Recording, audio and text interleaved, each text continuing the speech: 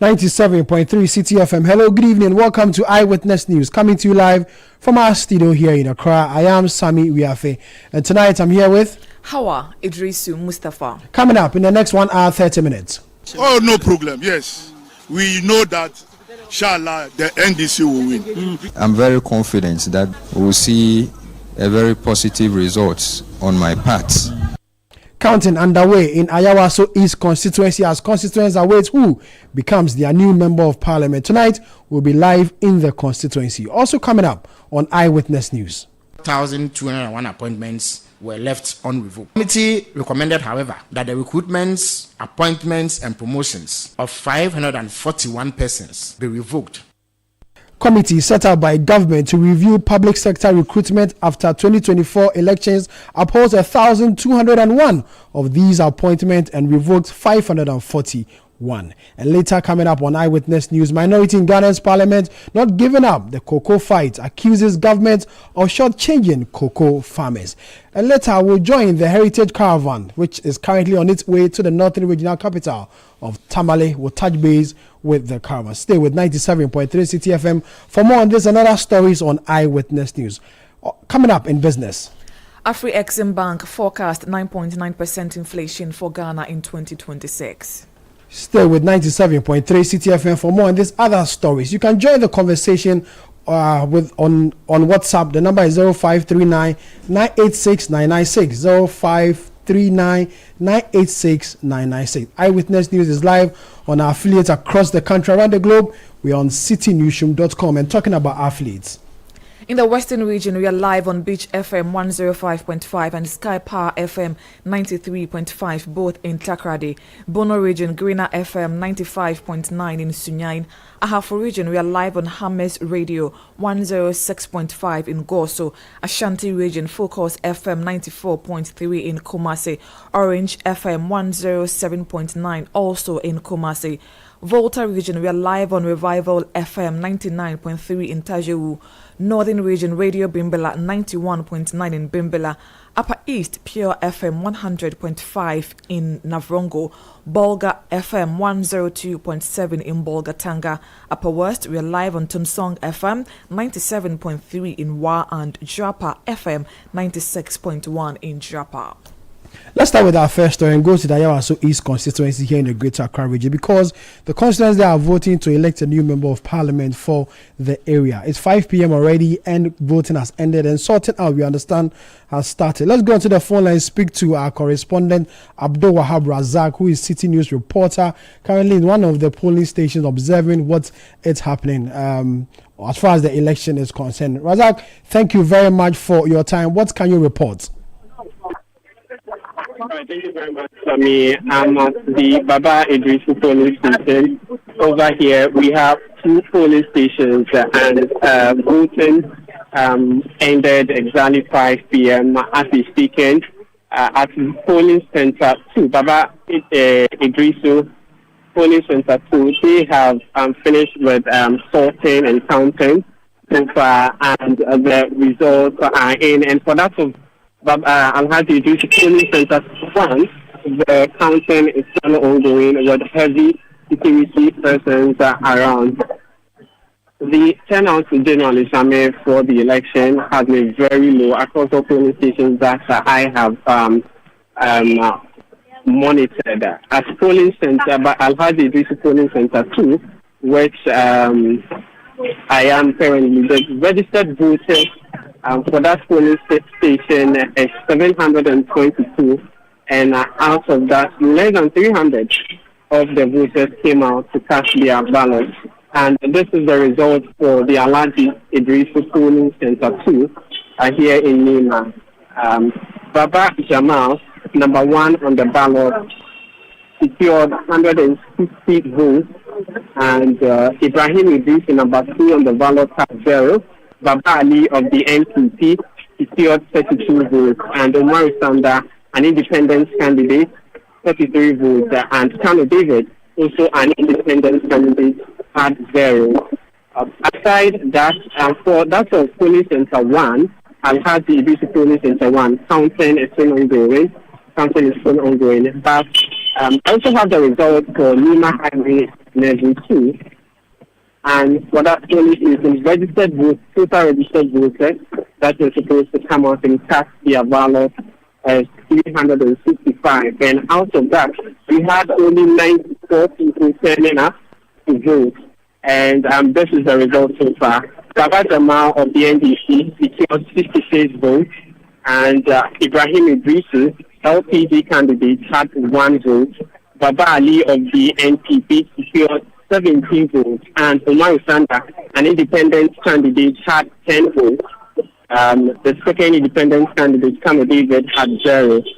And for Nima Highway, there's 1 polling center.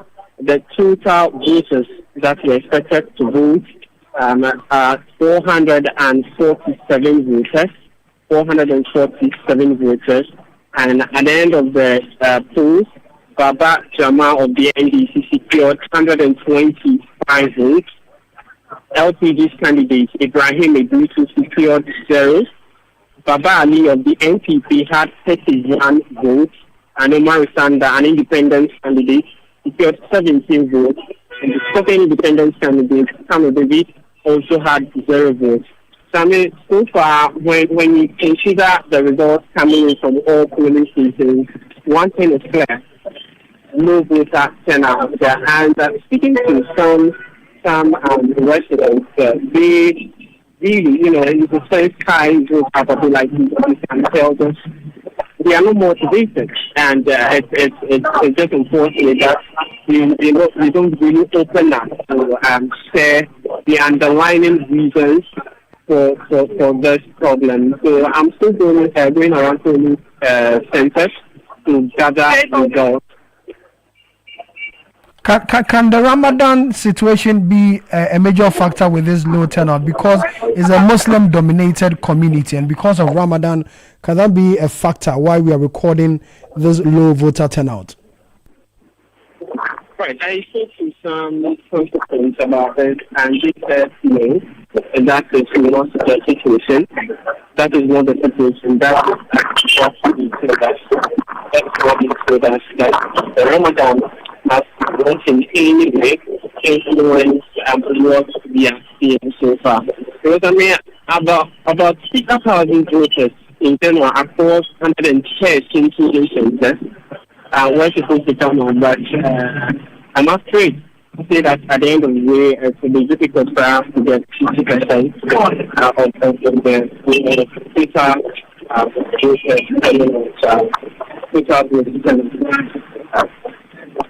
Abdul in a market center, engaging, we went to the market, engage people, and what is it, we go and vote inside, going back to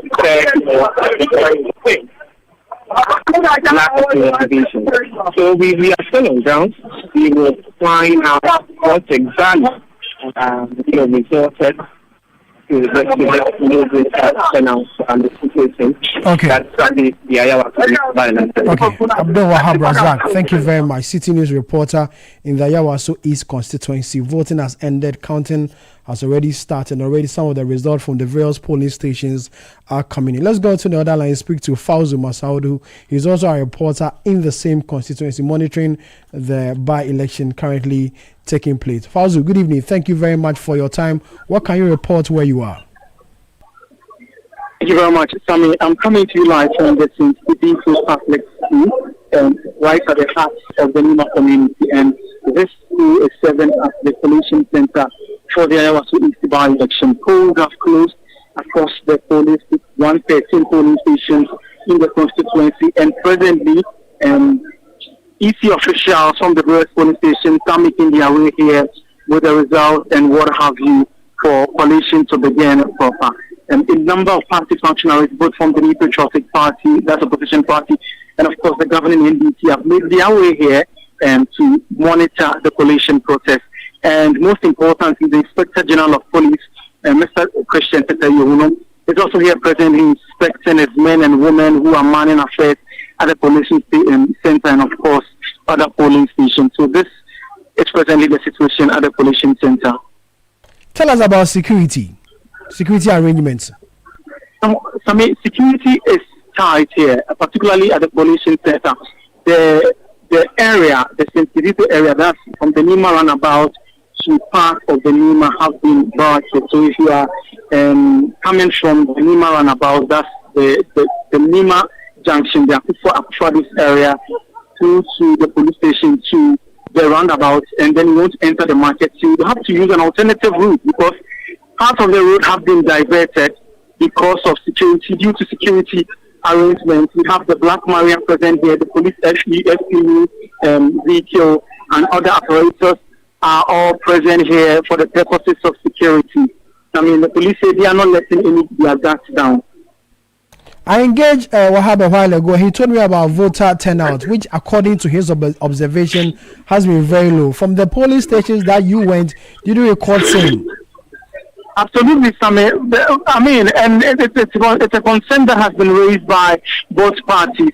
The voter turnout. I mean, we know that generally, by-elections do not record a higher voter turnout, but this even makes it more different due to the Ramadan prayer. The people that we have been speaking to, they say that during Ramadan, Muslims, for obvious reasons, they only vote if it matters the most. And so it was incumbent upon the various political parties to ensure that they go the extra mile of getting voters to come out to cast their ballot. And so voter turnout indeed has been a serious issue in this Iowa State by-election, from what we have gathered so far. And from where you are, you have any idea when the final collation will take place?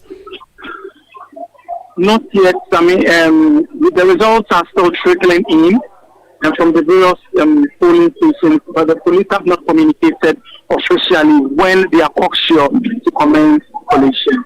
And have you seen officials of the various political parties, especially the MPP and the NDC? Have you seen any of their stalls around? Absolutely, Tommy.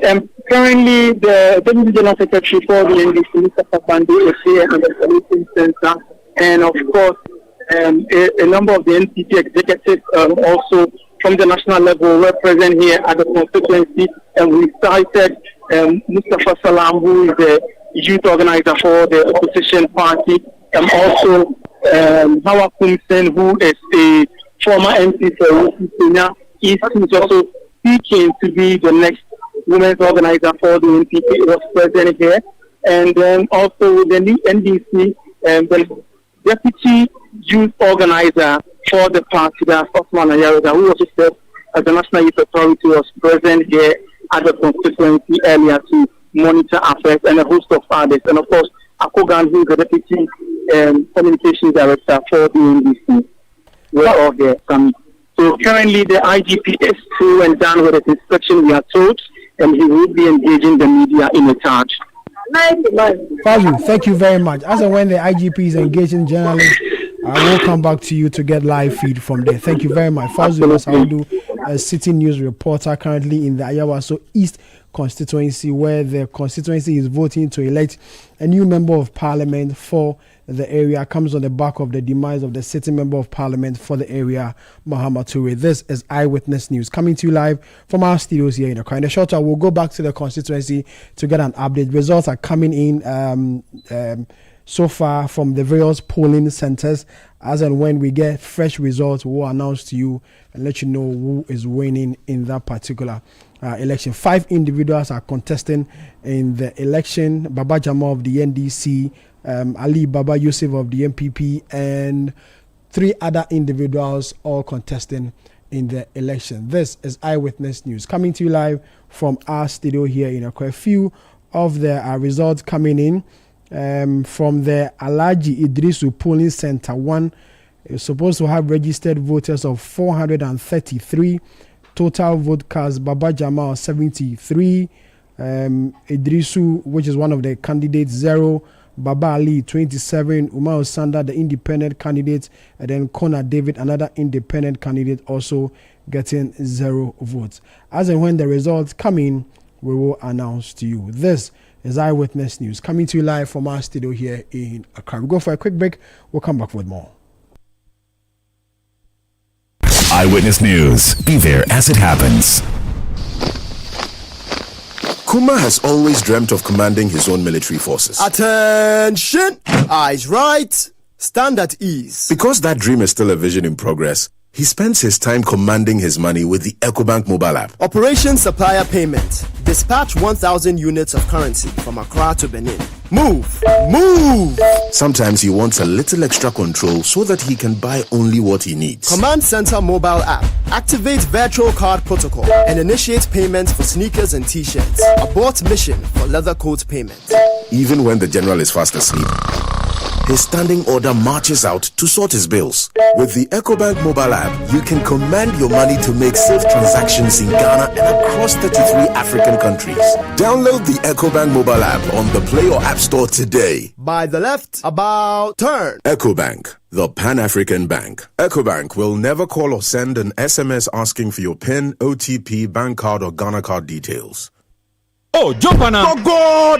Ah, go me. And what time will you come back where I don't hear the sound of your car? Why you buy new car? No, I don't change my car. It be the same ride. It be the fuel way I change. Way one shouts it. Ever since I started using the all-new Excellium Premium Fuel, fortified with 3-in-1 action. Oh, Joe, now my car they run like electric car. No, it's so. This is the type of fuel where they want to. Because now engine they cost. Where they want for way if I buy it, it go protect my engine. And with the small way I buy, I go drive, sir. Absolutely. It's like strapping a turbocharger to your engine and giving it a protector. And what they bust my mind self be the 3-in-1 action, no? Excellium they prevent up to 99% of deposit. It be anti-wear, some be anti-corrosion. Won't pay when I open there. Hey, so where can I find this magical fuel? Just head over to any Total Energy service station and your car will thank you. Hey, then make a finish my gobe fast, then rush go Total Energies. My friend, but why you hand my gobe inside? I give you info. Make a fill the gobe too small. Go.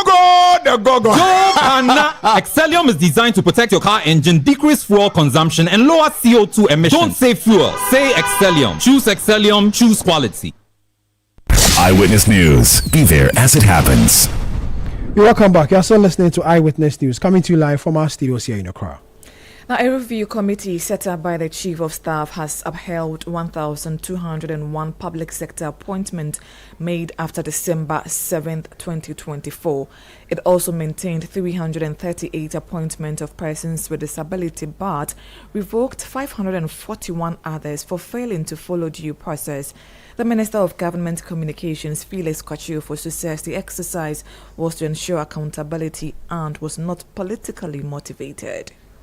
After the hearings, the committee recommended that 1,539 of the recruitments, appointments, and promotions be upheld because they complied with the prescribed recruitment and promotion procedures and received appointment letters before 7 December 2024.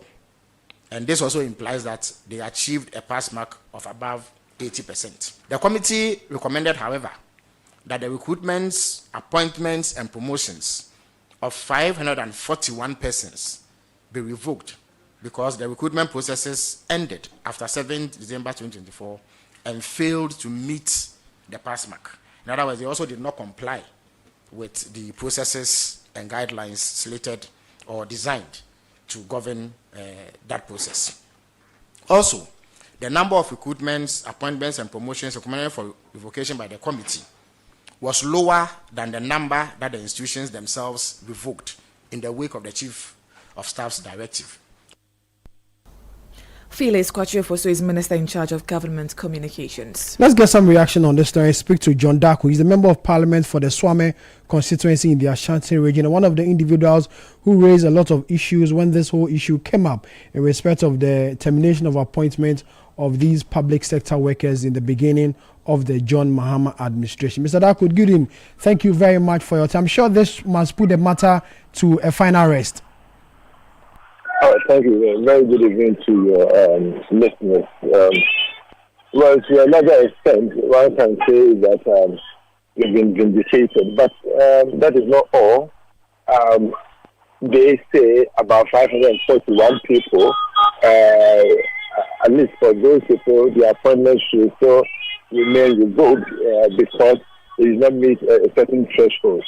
We will need to see those particular appointments and why, in the view of the government, those appointments don't meet the threshold they set for themselves. But look, right from the beginning, we said that the Chief of Staff did not have the authority to do what he did by ordering the revocation of all those appointments they claim were made, after the 7th December election.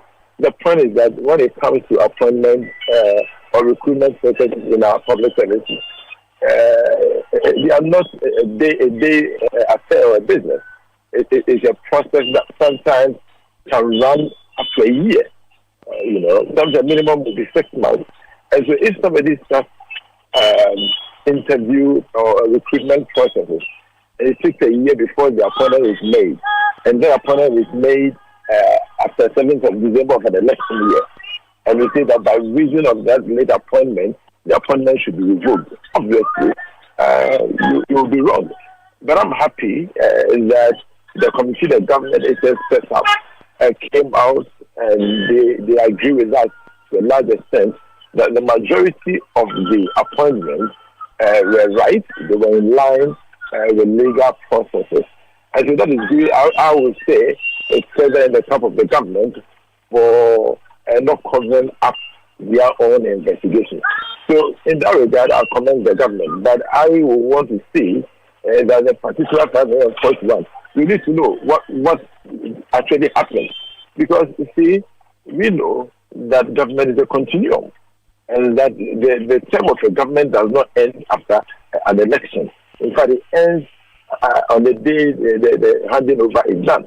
And so from 7th December up to 7th January in an election year, an outgoing president will still have the power to make some appointments. And, our brothers in the NDC defended it sometimes in December 2016 when they appointed the Levo and other people. So as a people, we really need to come to this realization that election is not an end itself. It's a process that we are using to govern our nation. And so an election that happens on a particular day should not stop us from functioning as a people. But, I can say that this is a very good thing, and we commend the government. But the 541 they are talking about, we really want to know what exactly happened, because we don't know the basis for coming to the conclusion that the appointment did not meet the threshold. Well, the government spokesperson in the press conference says they didn't go through the right process, unlike the 1,539, which went through the right process. This 541 did not go through the right process. The reason why they've decided to revoke these appointments. Yes, I mean, that's the thing. When you say it did not go through the right process and it went through the right process, what exactly do you mean? Because when it comes to public service appointments, we know the processes. Some of them will have to go to civil service and all of that. Unless you tell me that there was some particular flagrant violation of the law, I wouldn't understand what you mean by they did not go through the right process. Tell us which part of the law those appointments violated. And I'll be first person to concede that, for instance, if somebody's appointment isn't going to, let's say, the civil service, if it's supposed to, and it's not going through it and they revoke it, I will be first to admit. But in the beginning, you said that the blanket letter from the chief of staff to revoke all appointment made after 7th December was wrong. And at least by their own assessment, the committee report, you agree with that the chief of staff was wrong at the time, and is wrong now. For the rest of the 41, if we get to know the basis, then we can interrogate. But I would say is that we need to move beyond this as a country and respect the structure. At the time, they were referring to the presidential transition act. There is nothing in the presidential transition act that prescribes an outgoing president from acting and behaving as a president, which will include making appointments. You understand? And so those ones that there are clear violations of the law, I will concede. But we know that we are right from the beginning that the majority of them, as the own report has shown, were done correctly and legally. There are others who have called for a compensation package for these individuals who were affected, even though they've been recalled or their appointment have been, upheld. There are others who say that they should consider a more or less a compensation package for them. You agree to that call? Without question. I mean, again, now the government says that the people's appointments were legal. We need to find out whether those people are still around. If they were sent home, they need to be brought back. And we see, for you, the media, need to help us follow this 1,500 people. Who are these people? We've been told that their appointments have now been restored. It means that they have to come back. We need to know these people. We need to see them. They should tell us which institution. So, for instance, you tell me at a particular institution there were these 10 people. They are coming back. We need to see them. And I expect you, the media, to go behind government statements and confirm these things. Because government said that 1,500 people will go them. Who are these people?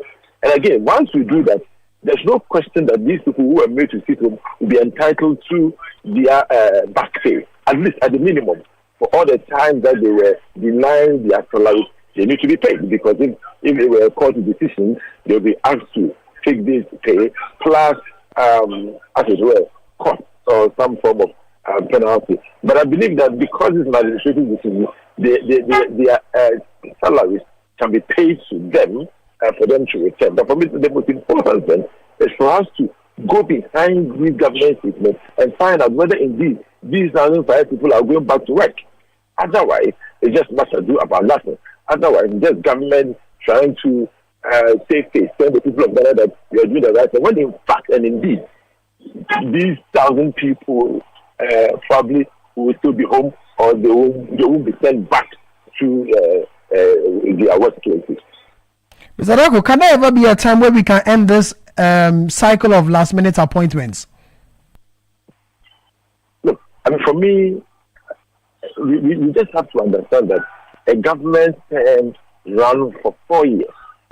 Okay? A government term run for 4 years.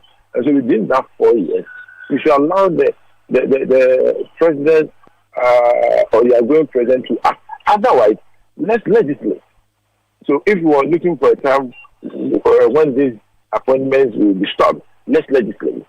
And because we are trying to even change the time of our election, for instance, if you are going to have an election in November, let's legislate.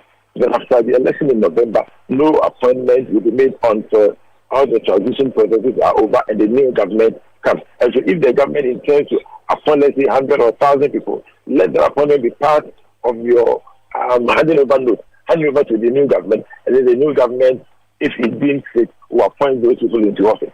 Let's legislate, because unless we legislate, then you cannot force any person who makes an appointment at the dying moment of his presidency. Thank you very much for your time. John Dako is the Member of Parliament for the Swame constituency in the Ashanti region. This is Eyewitness News, coming to you live from our studio here in Accra. Let's go back to the Ayawaso East constituency here in the Greater Accra region, and some results are still coming in from the by-election. In the Islamic Research Institute at Nima 2, registered voters 300, Baba Jamal 70, Idrisu 0, Baba Ali 7, Umaru Sanda 57, and David Kano 0. Islamic Research Institute Nima 3, registered voters 293, total votes cast 105, Baba Jamal 45, Baba Ali 20, Umaru Sanda 40.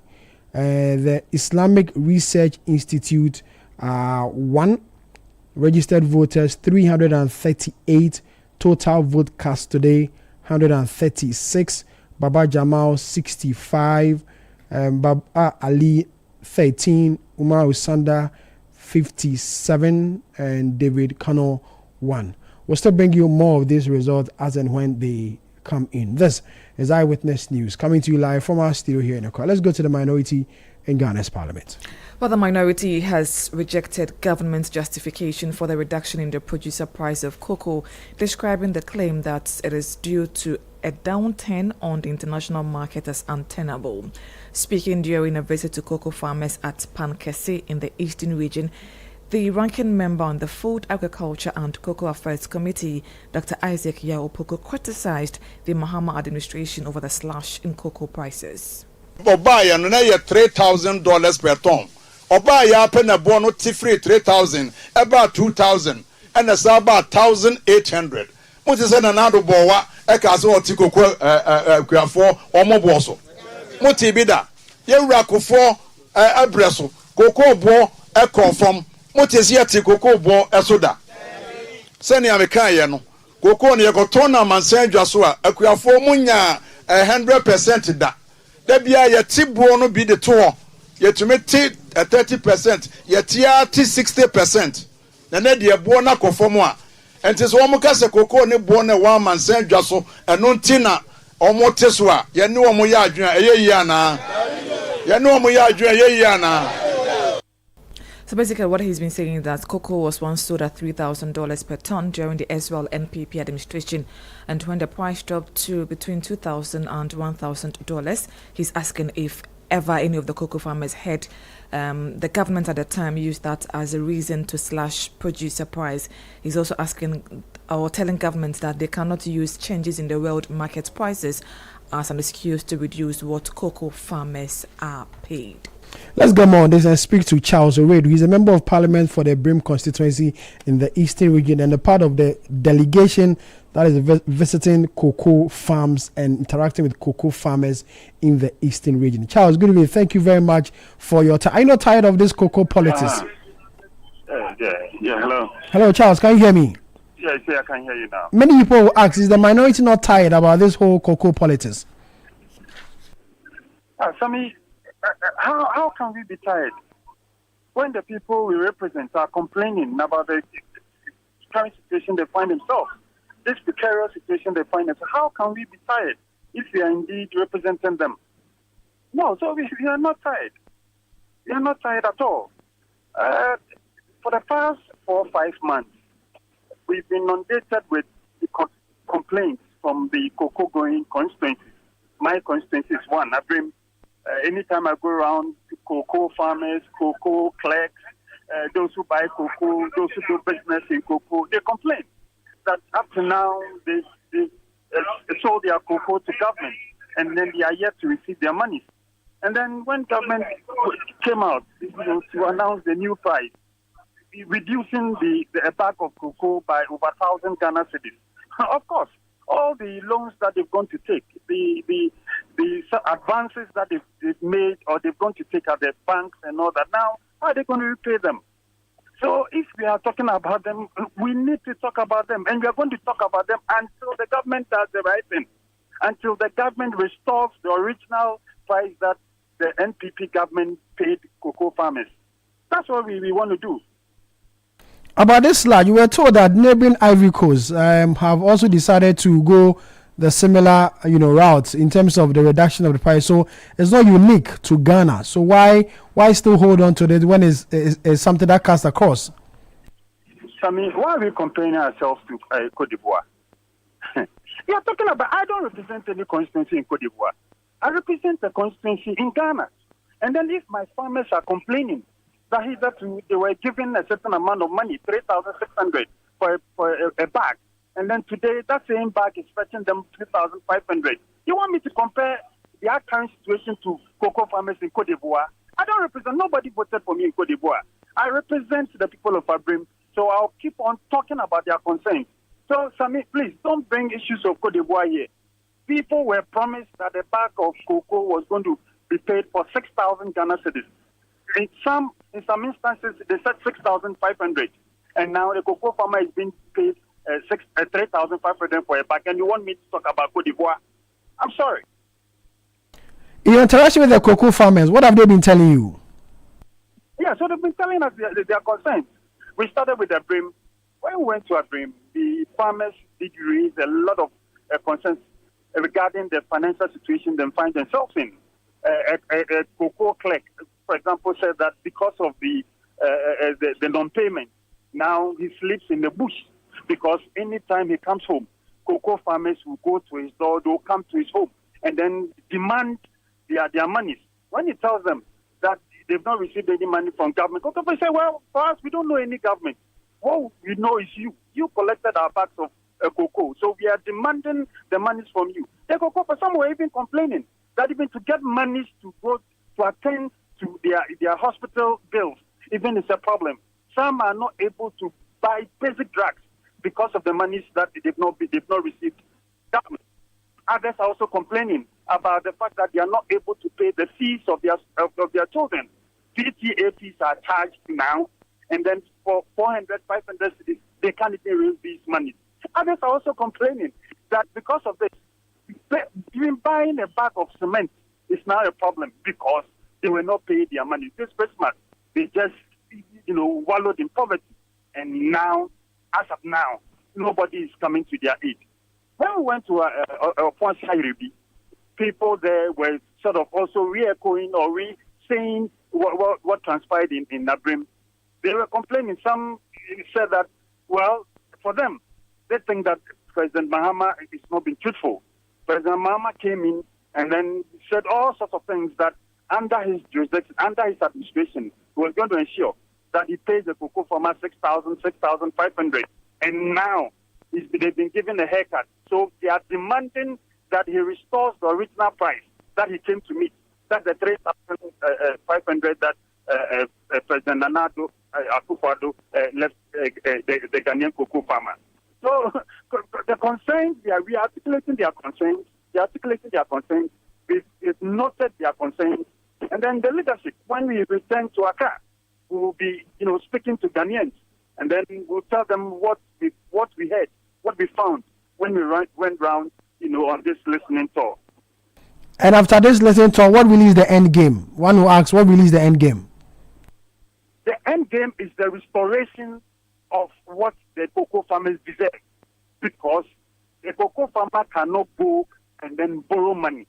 A cocoa farmer cannot go to a bank and then get money from the bank, invest in the cocoa business, thinking that even if they are not going to leave or they are not going to stay on the price, they're saying 3,600. And then the government had promised earlier to raise the price to 6,000. They were expecting nothing more.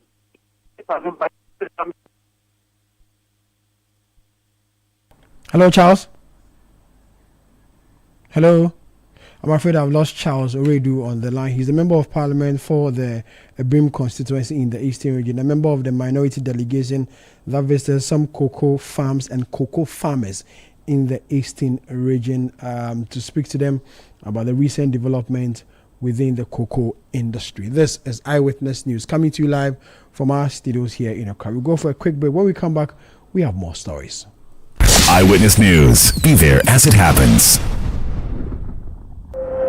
Looking for engineering excellence you can trust? Welcome to Left Signature Limited, driving progress through technology and engineering excellence. From expert electrical engineering, design, installation, power systems, renewable energy, automation and control, to reliable data center and managed services, power infrastructure, network connectivity, server virtualization, cloud integration and data security, and cutting-edge software development, custom business applications, web and mobile apps, cloud and DevOps solutions. Integrity, safety, accountability, teamwork. That's the Left Signature promise. Ready to power your success? Choose Left Signature Limited. Visit www.leftsignature.com. Call +233 256 111 743.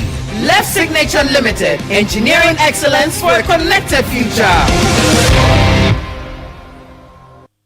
Are you ready to revolutionize the future of agriculture? The Ministry of Trade, Agribusiness and Industry, in partnership with the Ghana Exim Bank, proudly presents the Ghana Agrotech Fair 2026. The fair will feature exhibitions, market linkages, masterclasses, and workshops on climate-smart farming, digital tools, and export development. Join us at the Black Star Square from March 17 to March 19 at 9 a.m. each day. The President of the Republic, His Excellency John Dramani Mahama, will be assisted by the Minister for Trade, Agribusiness and Industry, the Honorable Elizabeth Ofosu-Ejari, and the Chief Executive of the Ghana Exim Bank, Honorable Sylvester Adina Mensah, to open the fair. Government agencies, agrotech firms, startups, farmers, financial institutions, and the general public are all welcome. To exhibit or for inquiries, call 0559 679326 or 0242 585419. Media partners: Daily Graphic, Media Journal, Radio Gold, Citi FM, and Channel 1 TV.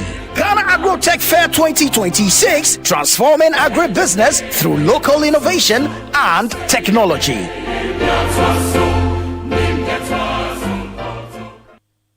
Oh, Oh, jump on now. Go. Ugomi, at what time will you come back where I don't hear the sound of your car? Why you buy new car? No, I don't change my car. It be the same ride. It be the fuel way I change. Way one shout it. Ever since I started using the all-new Excellium Premium Fuel, fortified with 3-in-1 action. Oh, Joe, now my car they run like electric car. No, it's so. This is the type of fuel where they want to. Because now engine they cost. Where they want for way if I buy it, go protect my engine. And with the small way I buy, I'll go drive, sir. Absolutely. It's like strapping a turbocharger to your engine and giving it a protector. And what they bust my mindset be the 3-in-1 action. No, Excellium they prevent up to 99% of deposit. It be anti-wear, some be anti-corrosion. Won't pay when I open there. Hey, so where can I find this magical fuel? Just head over to any Total Energy service station and your car will thank you. Hey, they make a finish my go be fast, then rush go Total Energies. My friend, but why your hand my go be inside? I give you info. Make a fill the go be too small. Go. Excellium is designed to protect your car engine, decrease fuel consumption, and lower CO2 emissions. Don't say fuel, say Excellium. Choose Excellium, choose quality.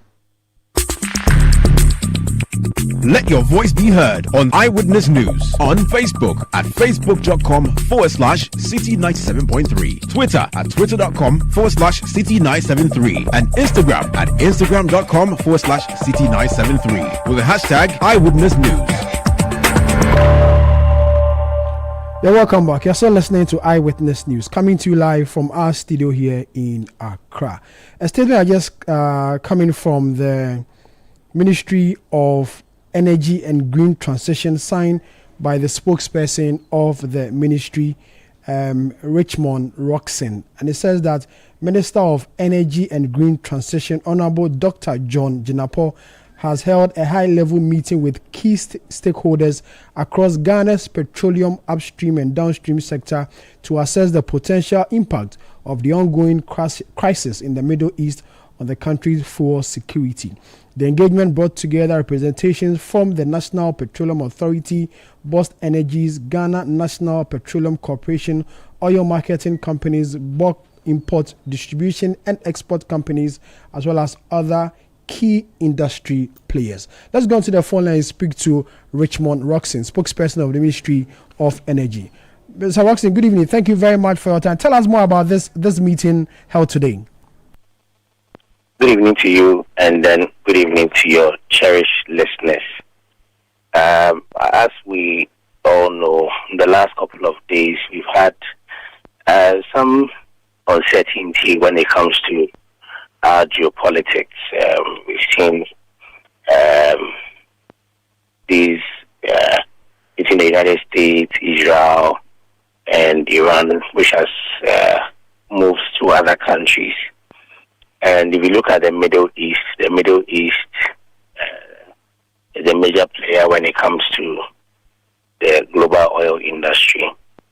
And so in the last couple of days, we've seen people panic that what will be the impact on Ghana's energy security, especially when it comes to our fuels. And so the government, through Honorable Dr. John Abdullahi Jinapo, who is the Minister for Energy and Green Transition, convened a high-level meeting today between the petroleum sector players. We had Bost Energies there, we had Tema Oil Refinery, where we had National Petroleum Authority, who is a regulator as well. We had GMPC, who is a national oil company. We had Ghana Gas. We had some BIDEX. We have representations from the OMCs to look at how best as a country we are going to ensure that our fuel security is optimized and we have very minimal impact when it comes to the effect of what is happening in the geopolitics.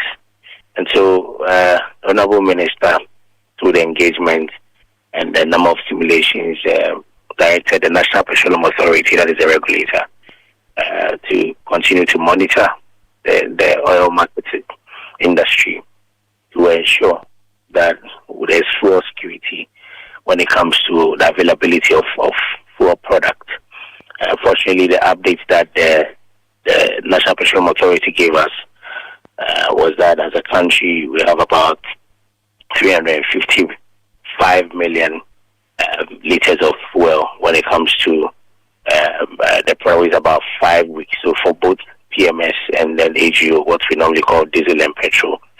We have enough supply for about 5 weeks, which will mean that we wouldn't have any concern within this period. And also when it comes to offshore, we have vessels that are currently berthing that cumulatively have about almost 200,000 metric tons. And so that's the most important thing. The most important thing is that we should be able to have adequate supply when it comes to our product. We should be able to move around, and we can assure our public that we don't expect to have any disruptions when it comes to the availability of fuel products in the market. Your statement says, and I quote, Dr. Jinapo underscored the need to be proactive to safeguarding Ghana's energy supply reliability. That's the part I want to ask the question. He says, he emphasized that contingency measures are being reviewed and strengthening to minimize any potential effect. What is these measures you're talking about, and what are these measures you intend to review? For our contingency measures, there are a number of them. Like I mentioned, the first thing is to ensure that you have enough storage.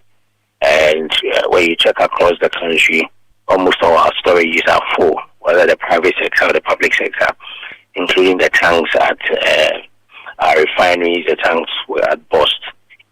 Beyond that, if you also check what we have at Anchorage, we also have enough supply as well. And then the vessels that are in our safe waters, those are the measures that we're looking at.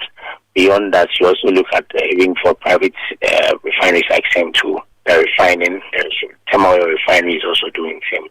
So those are the contingency measures that we put in place as a country. And those will continuously be reviewed by the MPA to ensure that at no point in time we have any challenge when it comes to our fuel security. Yesterday, I engaged the MPA and the bulk oil distributors on this show, and they gave us the firm assurance that there is no cause for alarm. Can the ministry say same?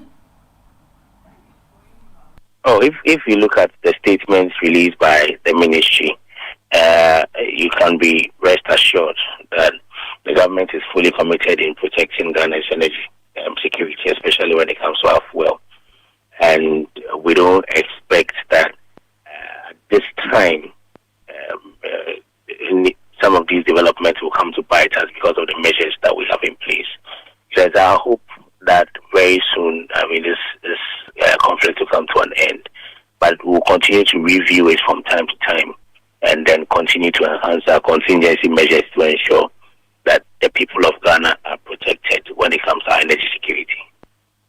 Richmond Roxon, thank you very much for your time. He speaks for the Ministry of Energy and Green Transition. Thank you very much for your time. This is Eyewitness News coming to you live from our studios here in Accra. Let's touch base with the Heritage Caravan, the 2026 edition. We're told that they were in Boga. They've moved all the way to or going to the northern regional capital of Tamale. Umaru Sanda Amadou joins me again to give us an update on the Heritage Caravan, where they've been today, where they are going, and the activities ahead of the destination. Umaru, thank you very much. We spoke yesterday. Give us an update today. Good evening, Sammy, and good evening, all listeners on 97.3 Citi FM. Be there as it happens. You should have been here, Sammy, as it is happening. We just arrived at the Modern City Hotel in Tamale, the northern regional capital. We have been received by beautiful cultural display. People using the smoke in different styles to dance to the rhythms from the drums that they are playing here. It is exciting. It is a beautiful, beautiful, beautiful scene. We have arrived from the Upper East Regional Capital, Bolgatanga, where we spent the night and went to Navrongo as well as Paga. And what is visiting the Upper East Region without going to see those beautiful, beautiful tamed beasts at the Paga font, the crocodiles. We went there and caravanites gave them chicken and stroked them after they came out of the river body or the pond, walking majestically as though they are ordinarily harmless animals. They allowed themselves to be stroked. Such a beauty it was. We've arrived at Modern City. We have a special dinner date with Inchin Band tonight at the Mongolia, and we'll be going for that one any moment from now after caravan nights are checked into their hotels. We have a 2-night stay in Tamale, something we've not done before. And we look forward to an exciting night tonight and a visit to the Dakweva Palace tomorrow, Sammy. What are some of the activities lined up, apart from what you just told me, as you're spending 2 nights in Tamale? Yeah, so we are going to the Savannah region to visit the Mole National Park. We'll go and see the Larumbaga Mosque. We'll see the Mystic Stone. That is on the agenda. But of course, we also will be visiting the traditional rulers at the Dakwema, where we'll be speaking to them. We'll be hosted by the Dakwema Palace. And 3 years ago, we went to the Dakwema Palace. I was wowed by horses dancing, and I look forward to seeing the horses dancing again tomorrow with the display, cultural display, and the beautiful, beautiful performance by the horse riders or the men on horseback. I mean, be there as it happens, like I said to you earlier, as the tagline of Eyewitness says, it is going to be a very beautiful night. 2 nights in Tamale. I'm definitely going to find some guinea fowl in the jiffy, because what is Tamale without TZ and guinea fowl? I'll be doing that, and I know a lot more of our patrons with us are going to do the same thing. Enjoy, Umaru. Enjoy. Thank you so much, Ami. Thank you very much, Umaru Sanda Amadu, with the Heritage Caravan. They are in the Modern City Hotel in the Northern Regional Capital of Tamale. Spending 2 nights there, they'll visit the Savannah region and do other activities before moving to another region. Day 3 of the Heritage Caravan. This is Eyewitness News, coming to you live from our studios here in Accra. Eyewitness News. Be there as it happens. Mr. Kojo, 1 minute before you go to work. The AC you said you want to fix, it won't work. Why? Because the electrician will come and chisel my wall. It will make my building weak. Wait, is that a puppy? No animals in my house, Kojo knows all the challenges about renting. That was his reality until he discovered Republic Bank. With Republic Bank's flexible mortgage solutions, you can move from tenant to homeowner quickly. Imagine stepping into your own home, a place for your family to grow and create memories. Big up. Join the Republic Verse. Republic Bank, we're the one for you.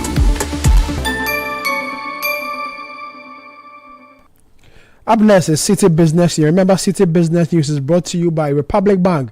We are the one for you. Join the Republic Verse. Do more, shine more. Big up. What's in business? Well, in business, the African Export-Import Bank, Afrexim Bank, is projecting Ghana's inflation to average 9.9% in 2026. Although the bank maintains that macroeconomic conditions are gradually stabilizing, this projection is far below recent rates the country is recording. Ghana's disinflationary trend deepened in January 2026, with headline inflation easing to 3.8%, the lowest recorded in nearly 27 years. There is more in the following report. In its January 2026 assessment of Africa's macroeconomic environment, the bank places Ghana within a stable risk category, reflecting progress under fiscal consolidation efforts and ongoing macroeconomic reforms. The report also ranks the Ghana Citi among the continent's strongest performing currencies. The Ghana Citi appreciated by 27.4% year-on-year against the US dollar, according to Afrexim Bank's latest exchange rate assessment, making it one of Africa's top gainers. In broader emerging markets comparisons, the currency is listed among the best high-yield performance year-to-date, supported by tight monetary policy and up until recently improved external conditions. Despite these gains, the bank notes that exchange rate performance across Africa remains mixed, with several countries still facing depreciation pressures due to external imbalances and reserve constraints. At the regional level, Africa's economy is projected to expand by 4.3% in 2026, up from 4.2% in 2025, supported by easing inflation, improved policy coordination, and recovering investment flows. However, the continent's average debt to GDP ratio remains elevated at about 72%, underscoring lingering fiscal vulnerabilities. Emmanuel Opon filed that report. Minister for Communication, Innovation and Digital Technology Samuel Nate George is pushing for policy reforms to drive down the cost of data and accelerate efforts to bridge Africa's digital divide by 2028. He made the remarks during a presentation at the Mobile World Congress in Barcelona, Spain. According to the minister, there is an urgent need for policy interventions that will enable telecom operators to lower data prices. We need to halve the average cost of data, and this is critical. A lot of reducing the cost of data is going to help us close the digital divide. A lot of our citizens who are not connected digitally are not connected because of the cost of data. Now, if you take the cost of data in many of our countries, there's a lot of taxes embedded in there. And so we need to look at all of that. How do we, by policy, drive the operators to drop down the price of data? How do we look at regionally buying bandwidth as well? If there are cables landing in Cote d'Ivoire, there are cables landing in Ghana, there are cables landing in Togo, how do we syndicate and meet this big bandwidth carriers and buy and block and force the price down? If we're able to force the price down for our operators, it translates into cheaper data prices for our citizens. We need to reduce the usage gap by 25%. I think that that's going to be a natural consequence of the price of data dropping. Samuel Nate George is Minister for Communication, Innovation and Digital Technology. Enterprise Group PLC has secured the International Organization for Standardization's ISO 27001 certification, a globally recognized benchmark for information security management systems. The certification reinforces the company's commitment to protecting customer data and strengthening its cybersecurity framework. Speaking at a brief presentation ceremony in Accra, Chief Executive Daniel Labi-Tieku said the certification provides assurance to clients and stakeholders that Enterprise Group operates with internationally tested systems to safeguard the confidentiality and integrity of their information. The world today is driven by data. Corporates, institutions, entities are taking decisions based on data. And when your customers, trust and provide their data, be it financial, biodata, every other information on them to you, I think it is only professional and only logical that you safeguard that information on their behalf. And this is what companies and our customers expect of us. And to do this in this challenging environment where cybersecurity has become a very topical concern for every corporate entity, it is important that we assure ourselves that we are able to deliver this promise. And the process of assuring our customers is what we have gone through to attain this certification. Chief Executive of Enterprise Group PLC Daniel Labi-Tieku.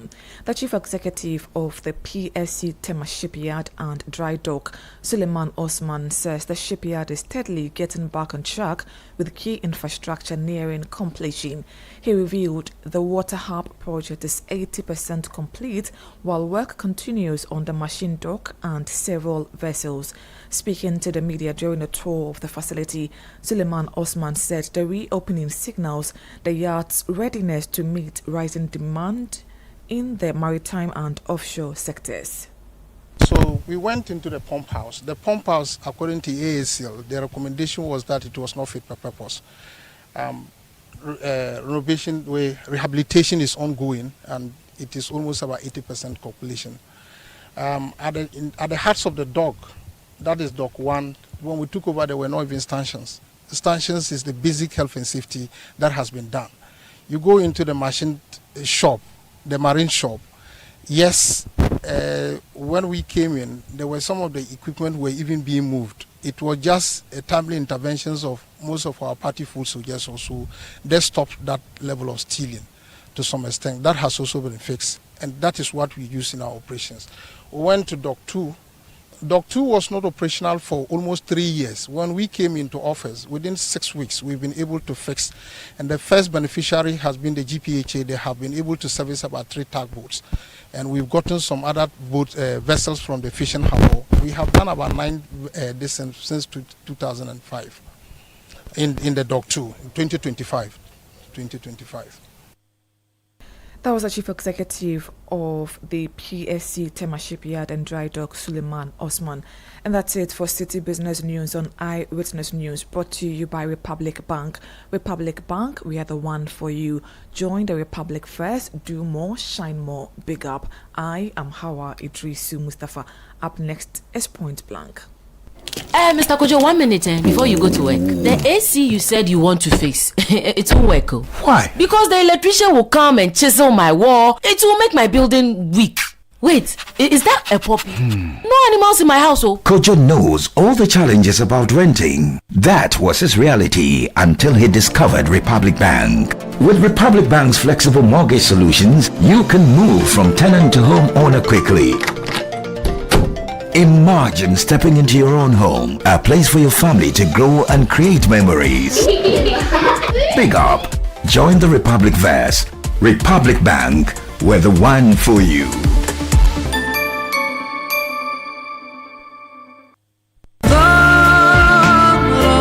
Ramadan Kareem, a season of peace, blessings and giving. Electroland Ghana Limited is bringing blessings into your home with special value deals on Samsung, TCL, Media and NASCO. NASCO TVs from just $699, bottom fridge freezer from $1999, chest freezer from $1999, Samsung 6kg twin tab washing machine for 2,999 Ghana cedis, Samsung microwaves from 1,799 Ghana cedis, TCL 43 inches for 2,999 Ghana cedis, TCL water dispenser for 1,599 Ghana cedis, TCL front load inverter for 5,999 Ghana cedis, media air cooler for 1,499 Ghana cedis, air fryer, juicer, stand mixer and blender at all special Ramadan prices. Visit EGL showrooms and authorized dealers nationwide. Call us on 0503-159739 and on our website at www.electrolandgh.com. Electroland Ghana, bringing Ramadan value home.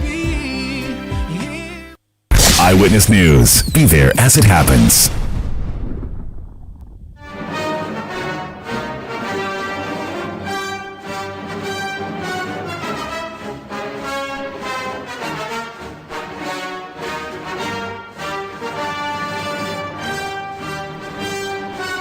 You're welcome back. You're still listening to Eyewitness News, coming to you live from our studios here in Accra. And this is Point Blank. On Point Blank tonight, we go to Parliament because members of the House have begun debating the President's State of the Nation address delivered last week, Friday.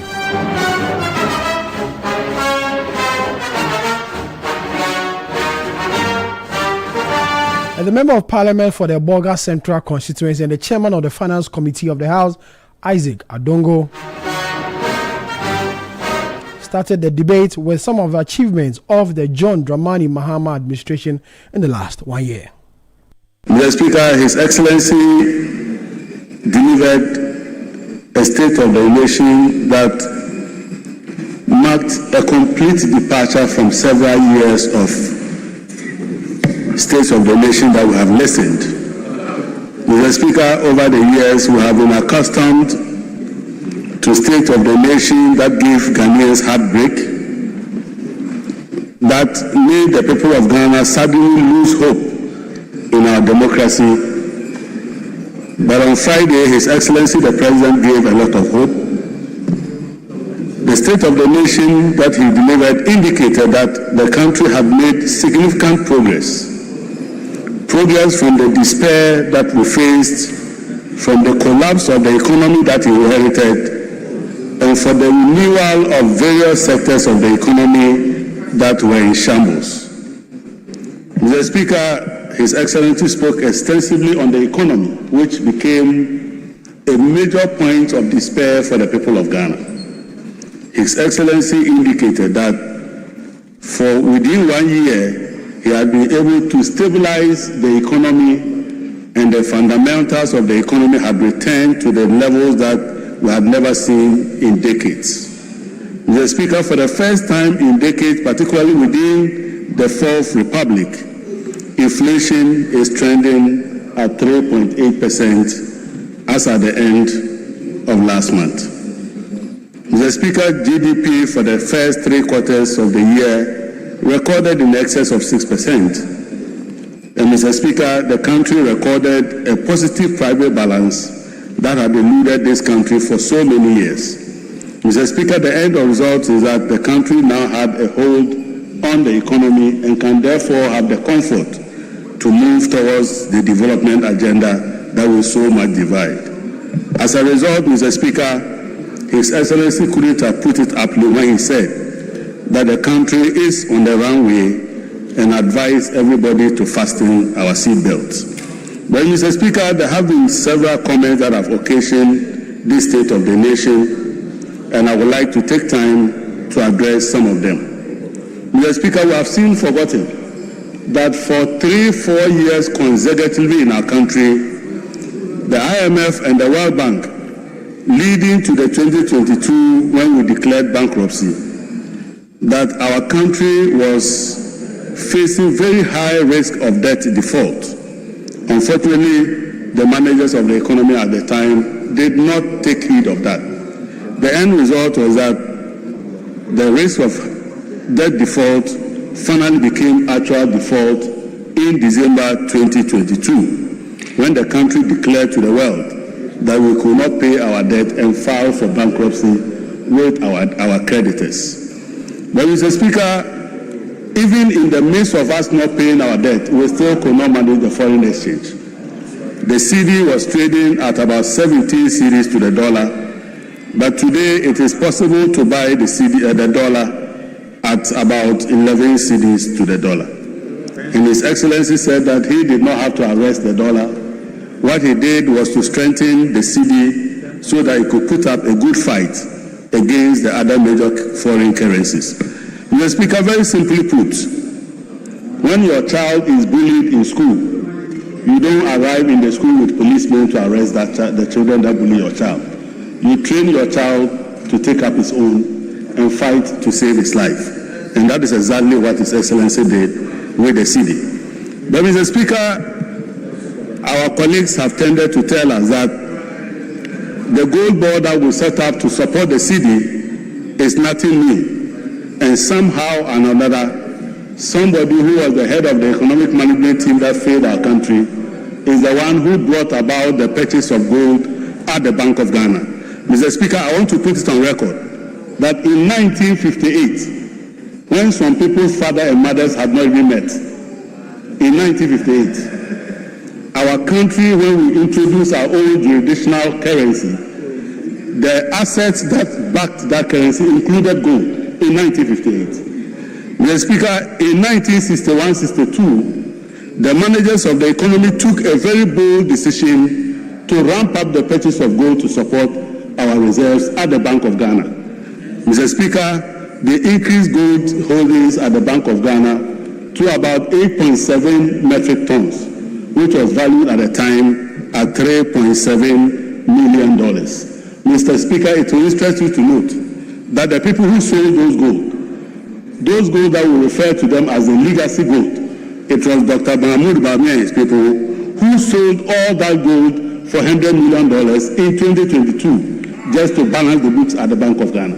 So, Mr. Speaker, rather than say that somebody brought about the purchase of gold at the Bank of Ghana, the truth is that that person rather sold our gold that had stood in our books since 1961 and sold them in 2022.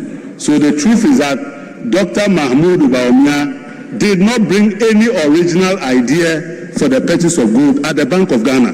And as a matter of fact, gold was purchased at the Bank of Ghana as far back as 1958. And the legacy gold that was bought in 1961 was sold by Dr. Mahmoud Bawumia in 2022. So clearly, all these settings, all this pretense and high sounding to try and give somebody credit is neither here nor there. The facts speak for themselves that the buying of gold at Bank of Ghana started several decades before His Excellency was even born and became a vice president. But Mr. Speaker, I have also heard some people who misunderstood the statement that His Excellency the President made. When His Excellency the President, and here, Mr. Speaker, with your permission, I would like to quote. He said, Mr. Speaker, To reduce Ghana's 300 to 400 million per annum import bill on poultry, the government of Ghana has set up a program to reverse this trend. But Mr. Speaker, His Excellency said that part of that arrangement also include production of poultry by households in addition to those that are being produced by commercial farmers. Mr. Speaker, he says that the Akukon Kitinkiti program is underway and the target is to reach 600,000 households. Even before the launch of the program, 720,000 birds. And for those of you who are wishing for a slip, please pay attention. This is what is in the meat, and this is what is captured by the Hansard. And this is the truth, that it was 720,000 birds that were shared among 13,000 Ghanaians. So for those of you who are out there making noise, this is the truth, and nothing but the truth. But Mr. Speaker, it is obvious that our colleagues are not interested in the debate because the cocoa politics has died. The cocoa jandam is gone.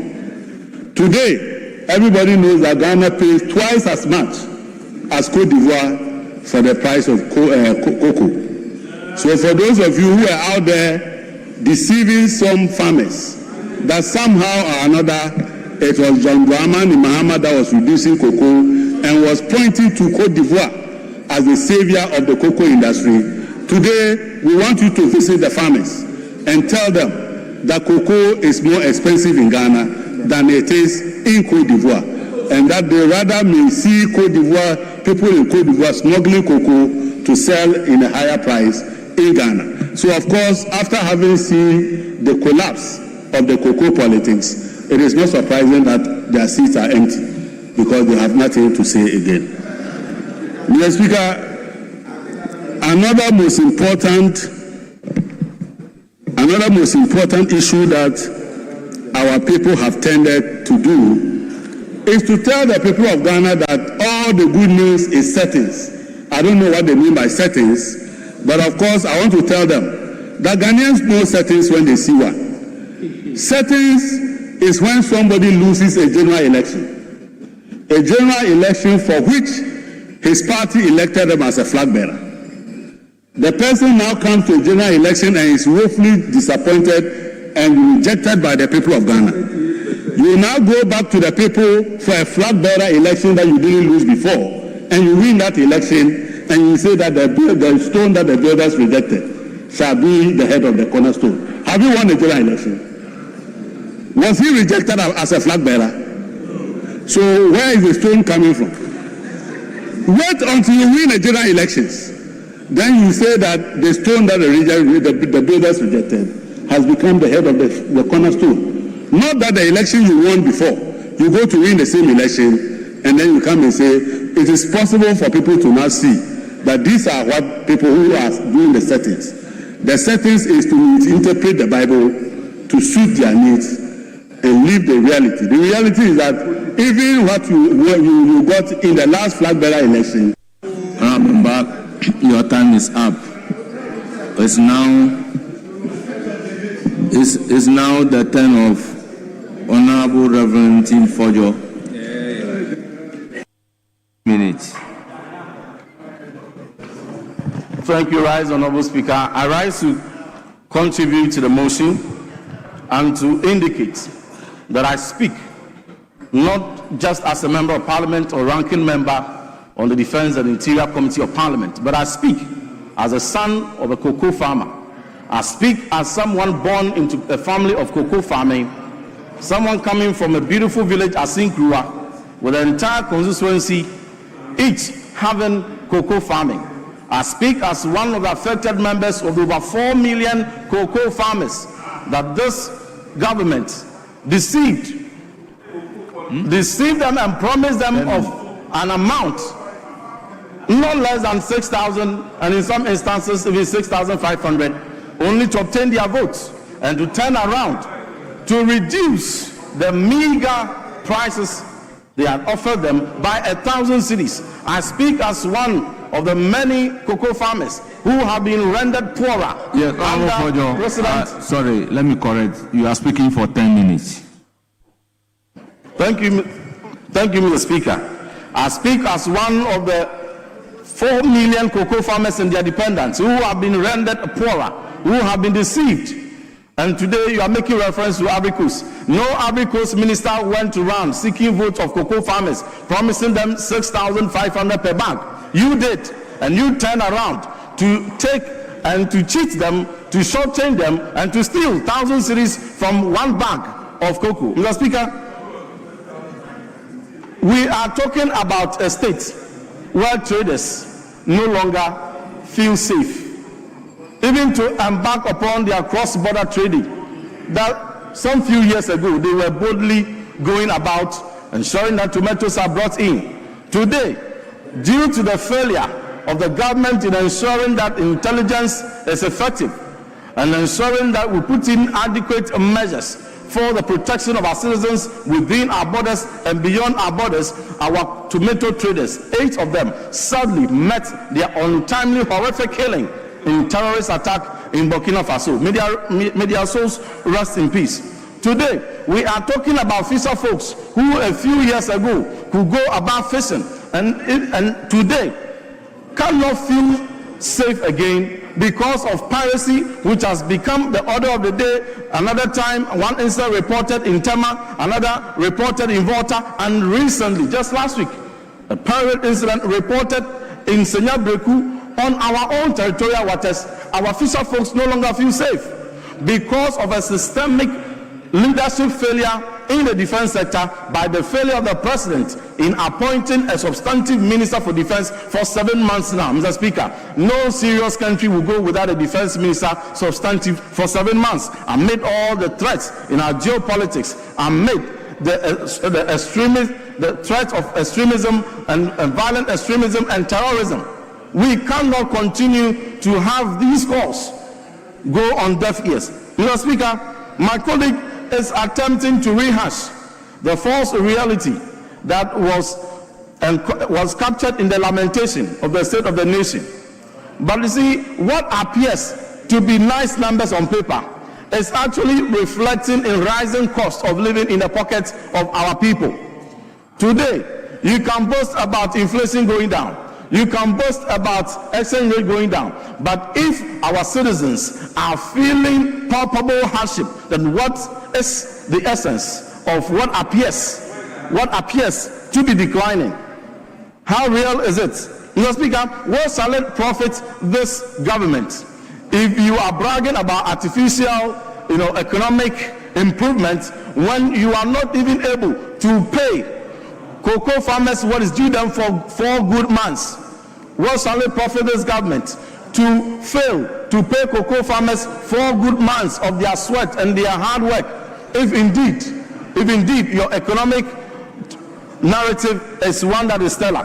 What shall it profit a country to have exchange rates that appears to be low, to have inflation that appears to be low, and still even fail to pay the pensions of our soldiers until the retired soldiers went to court up in arms before the government was compelled to be able to pay their pensions and gratuities?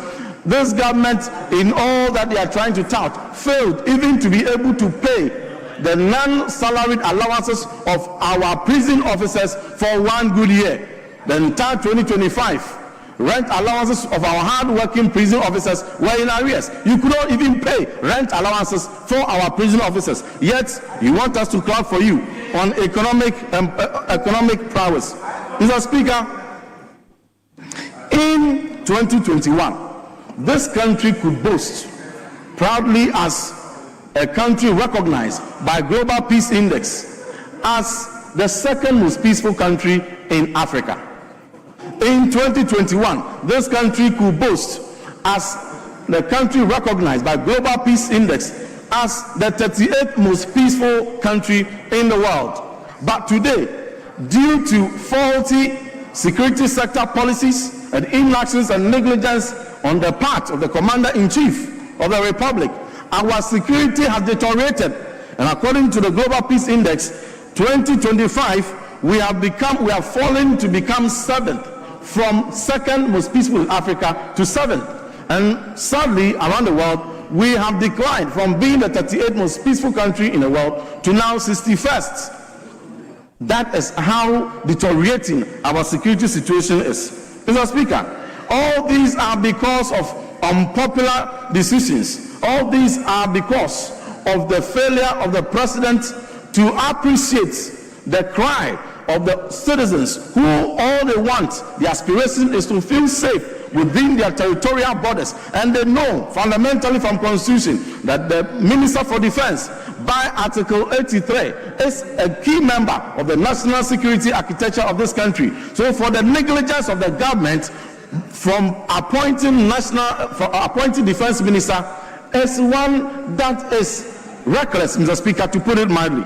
But all these didn't only end there. Certain key investments that ought to be put into the security sector are also reneged on. Our official folks just want to feel safe on our waters. They are asking that this government must not pay lip service to what appeared in the 2025 message of the State of the Nation by President Mahama, which was copied and pasted and found expression also in the 2026 State of the Nation address by the President, where he says steps are being taken for the acquisition of 2 offshore patrol vessels. He said it last year. He has repeated it this year. Mr. Speaker, till date, not even a single agreement is before this House to give credence to that rhetoric. So all that official folks are asking is that get off your guilt of the past. A few years ago in 2024, publicly in this chamber, this side of the majority, when you were in minority, you opposed the acquisition of offshore patrol vessel acquisition. You oppose it. So today, because of the guilt, you are not able to have the boldness to bring it. We on our side are going to be nationalistic. When you bring it, we shall support you to acquire 2 offshore patrol vessels, Station 1 on the Togo border, Station 1 on the Ivory Coast border, and they are combat vessels that will ensure that pirates would no longer find our territorial waters safe for their dwelling. Mr. Speaker, in all that we are saying, our soldiers do not even feel safe any longer. You see videos of soldiers who are mandated to protect our environment from galamsey running for their lives because some party foot soldiers have received an emboldened order to chase them away. That is the state of the nation as we speak today, when even security officers no longer feel safe. We are talking about the state of our country where over 48,000 of our compatriots from Saula, Kaba, Tuna, Bole, Bambo in Benyere conflict were displaced, and not a single shelter was even constructed for them. 13,000 fled as refugees to Ivory Coast, 10,000 fled as refugees to Burkina Faso, and even a response of this claim is in this other paper, which the Minister for Interior was scheduled to answer. Mr. Speaker, we are asking that account for our own compatriots who are citizens of Ghana who were displaced as a result of your negligence in security. But you are quick to fly men and women and soldiers with resources to Jamaica for rebuilding when you have neglected your own Solar Kabatuna and Benyere outside gentility home cry. Mr. Speaker, all we are asking is that the state is unsafe. We want the President, the Commander-in-Chief of the Ghana Armed Forces, to pay attention to the security sector and to pay attention to the welfare of the men and women in uniform who are proudly preserving the security of this country, and to go back to fulfill the promise to the cocoa farmer and pay the cocoa farmer what they deserve. It's now the turn of Honorable Phyllis Kwachi Ofosu. Mr. Speaker, thank you very much for the opportunity. You are speaking for 10 minutes. Thank you very much, Mr. Speaker, for your generosity. Mr. Speaker, let me begin by commending His Excellency President John Dramani Mahama highly for presenting a message of hope on the state of the nation. Mr. Speaker, the President demonstrated that indeed he is up to the task, and that the men and women who he has elected to help him manage the affairs of the country are up to the task. And the results have been telling. Mr. Speaker, prior to becoming president, even the unborn knew that the biggest problem of this country was our economy, which had been pulverized and destroyed by the government that we succeeded. Through hard work, grit, and consistency, today, like Lazarus, the Ghanaian economy has woken from the dead. Yes. Like the phoenix, the Ghanaian economy has risen from the ashes of collapse. And this has happened because of prudent economic management. Without touting their credentials to the highest heavens, the men and women in charge of running this economy, the likes of the Finance Minister, Dr. Kasiel Atuforsen, the Governor of the Bank of Ghana, and all the hard-working people who contribute to the running of this economy, have demonstrated capacity to deliver. Mr. Speaker, the Ghanaian economy was bedeviled by three enemies. The first was unsustainable debt, which, as the President rightly put it, shackled us and made us sink to the depths of the ocean. Mr. Speaker, today, our debt is far more manageable than before.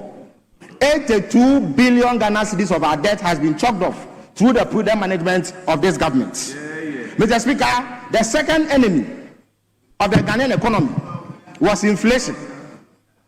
Mr. Speaker, inflation ate away at the disposable income of the people of Ghana. It made it difficult for the people of Ghana to retain value in the money they had. Whatever little was left in their pockets was dissipated on rising prices, which on a daily basis went beyond their means. Their purchasing power was seriously depleted. Through hard work, effective strategy, and prudent measures, today inflation is under control and is at a measly 3.8% from the highs of 23%. Mr. Speaker, at some point it was even at 54%. Today, inflation has reduced. And Mr. Speaker, it has not reduced on paper, as claimed by my good friend on the other side. Mr. Speaker, every honest assessment of the situation will show that the prices of thousands of goods and items on the markets have reduced. Mr. Speaker, basic items that we purchase, like rice, like margarine, like gari, like okonte, like oats, like oil, like yam, like palm fruits, like meat, chicken, key soap, Dettol, and all the thousands of items that we can list have reduced in prices. This is because inflation has been brought under control. The rate at which inflation used to rise is much lower now. At 3.8%, it meant, Mr. Speaker, that compared to the same period in January 2024, the rate at which prices of goods and services are rising is 3.8%. Mr. Speaker, this is far better news for the Ghanaian than they have ever had under the entire duration of the reign of the MPP. Mr. Speaker, the third enemy of the Ghanaian economy was rapid exchange rate depreciation. Mr. Speaker, the previous government paid the exchange rate at 4 cedis to $1. By the time they left it, it hovered around 16 cedis on the forex market. Today, this meant, Mr. Speaker, that imported items kept on rising. The exchange rate became the handmaiden of inflation because that was essentially what was fueling inflation.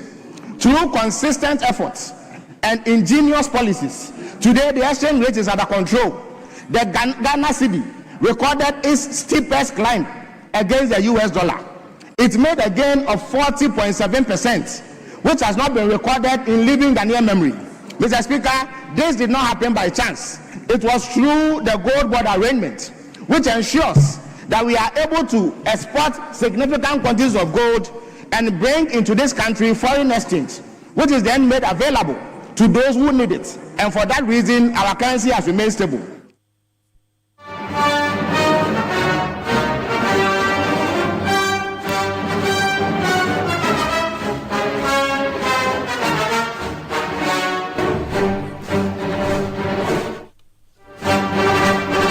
Felix Kwacho Fosu, Minister of State in charge of government communications.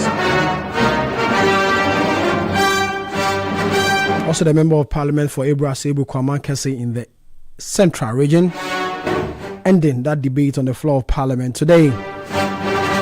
Members of Parliament are debating the President's State of the Nation address delivered to the House on Friday last week.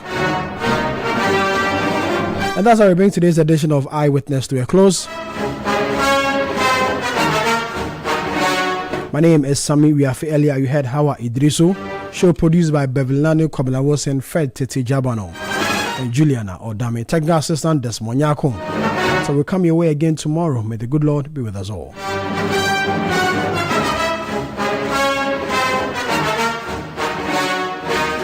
City News. We speak first. Reach our hotline on 0302 2249